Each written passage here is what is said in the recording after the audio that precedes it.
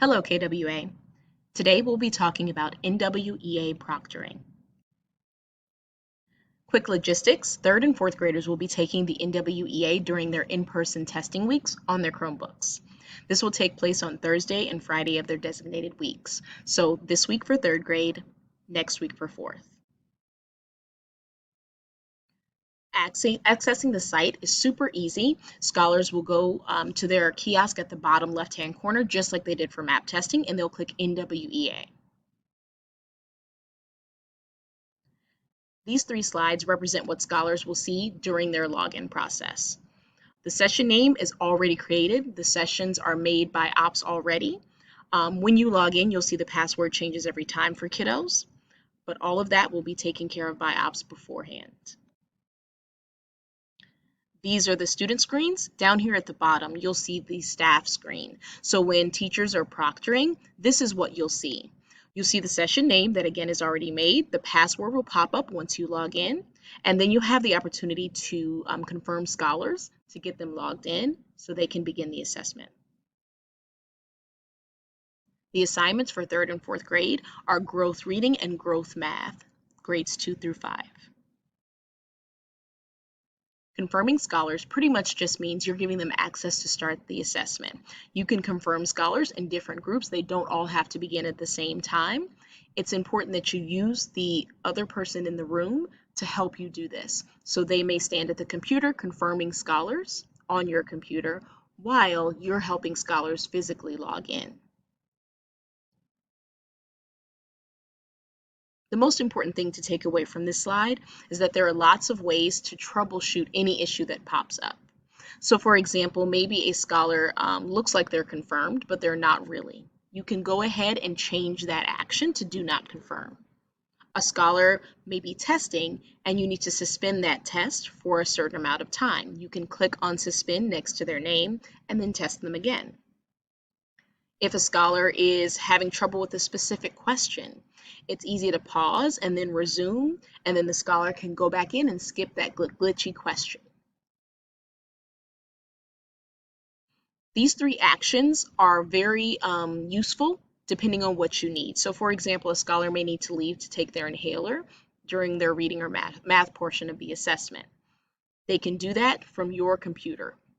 You specifically can click on their name and click pause, and then you can resume once they come back. Scholars really shouldn't be using that to go to the restroom, since they should have gone to the restroom earlier prior to starting testing. In the event a scholar is having a lot of issues with their assessment, maybe they even get kicked off due to the internet, that's when you would suspend their test. This keeps them logged in, it keeps their information, they don't lose data, and then they're able to log back in again. Terminating the assessment, however, is not something that is commonly needed. And in the event you feel like a test needs to be terminated, you would call on the walkie, and an administrator will come and see if those are the right actions to take. If a student finishes early, either portion, reading or math, they may go ahead and complete whatever is not completed. So for example, if a scholar is there on Thursday, they need to complete an assessment, which would be reading for, I think, almost all third and fourth graders. They would get it done maybe an hour early. In the event that they're that early, they can go ahead and start their math portion. Or maybe they came on Friday and didn't come the previous day, so they can do math with their class. They could also finish reading once they're done with the math portion. Doing that is very simple. You would click on the scholar's name. Once they're complete, click test again, and you can assign whatever test they need, reading or math. Once testing is over, you would simply click End Testing Session. This suspends everyone's test, doesn't lose their data, it's all saved, as long as you click Save and Exit. When you click Save and Exit, it gives you the opportunity to go to that same session again the next day and pick up where all the scholars left off. It's important to make sure that we are getting every scholar completed, so it's important that you mark when a scholar is done in this tracker. All these documents here will be shared with you.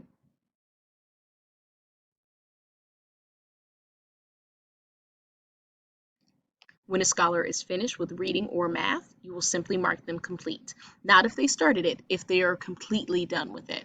That's super important because the data doesn't show up until a scholar is done. So it's important that you click complete when they're fully done. Once you do that, we're able to look at a snapshot of how complete a class is. And then they disappear from these lists in reading and math, so admin knows who to pull.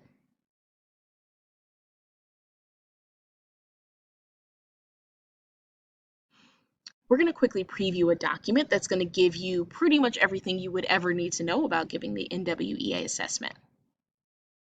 Let's go back. Here we go. This testing manual gives you screenshots of every step along the way, what your screen should look like, how you find the sessions that you're looking for, how to set expectations during the assessment, giving out technology, logging in scholars, and then specifically how to work the room to make sure we're encouraging scholars but not giving them the help that they might want, but we shouldn't be giving them. So it's important that you read this carefully so that you know you're ready for Thursday.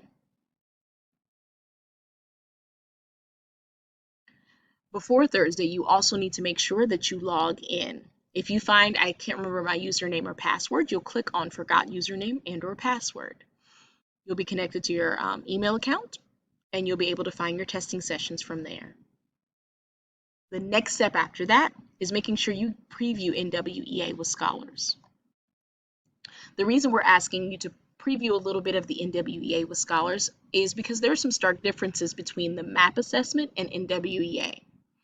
Scratch paper is true for both. And of course, we want every scholar to read things more than once in order to make sure it sinks in. But something that is super different is that scholars will not be able to go back to previous items to change their answers or read them again. Once they click next, that is it. They can't go back.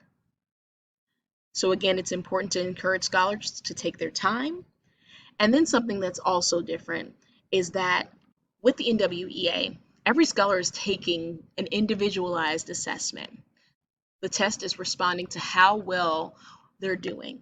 So if a scholar is performing really well, it's very possible they are going to get items that are well above their grade level. The same is true if a scholar is doing poorly, the questions get much easier. So it's important to encourage scholars and let them know ahead of time that they will see items that are very difficult. And if they do see them, they should be excited because that means the test is challenging them. If you have any questions or concerns about this presentation, getting the documents that you need together prior to the assessment, please email me. I'm happy to answer those questions. Again, I will be sharing all the information and all the other documents I showed you. You'll have access to those prior to the assessment so you can review them and familiarize yourself with it. Thank you so much and happy testing.